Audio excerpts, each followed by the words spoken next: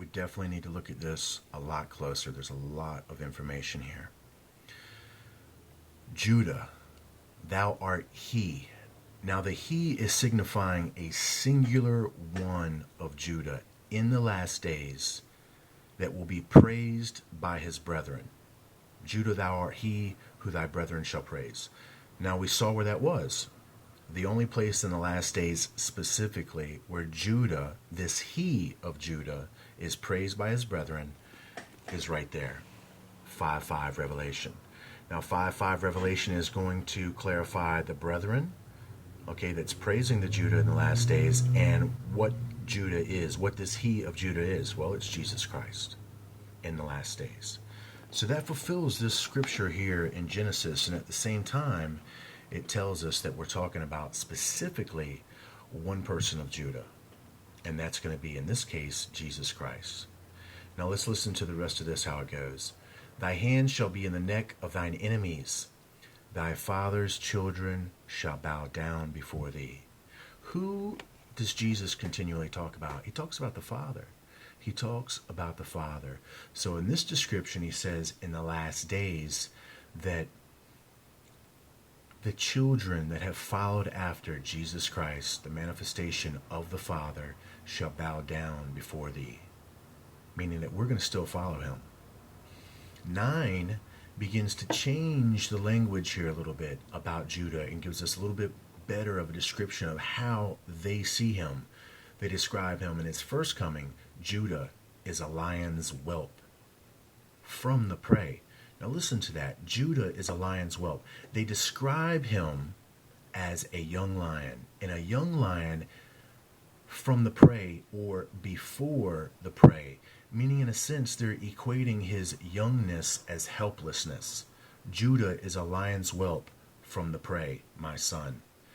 Thou art gone up. Now here's where we could get an understanding for the crucifixion. That his youngness, his weakness, by that he was crucified, and that now he has gone up. And they describe saying, well, he says that he's going to ascend to his Father, thou art gone up, meaning like, okay, you're going to get ready to do something. He stooped down. He couched as a lion. They're describing that, okay, you've gone up. You said you were going to go to your Father. What now? You're getting ready. Nothing happened. That's what they're saying. He stooped down. He couched as a lion. And then they describe him now as an old lion. Ain't nothing happened. That's what they think. They think nothing's going to happen. And they start asking the question, who shall rouse him up? Who shall ruse him up? Meaning, who is going to bring this outdated old lion up? And I'll never forget the words of Oprah Winfrey on a video I saw about her talking about the cross, saying, put down that old rugged cross. And it's in direct relationship to this scripture right here. They're equating Judah when he came as being weak, that he was weak before the prey, that he had been killed, that his spirit had gone up. He made claims that he was going to do something. He stooped down. He couched as a lion. He acted like this conquering lion. And then now they describe him as being old. And then they're questioning, like, who would ruse him up? This old lion. And then this is where we get the description in the scripture that they plan on taking the scepter away from Judah. Now, why would they take away the scepter from Judah? Well, it goes back to a lot of things.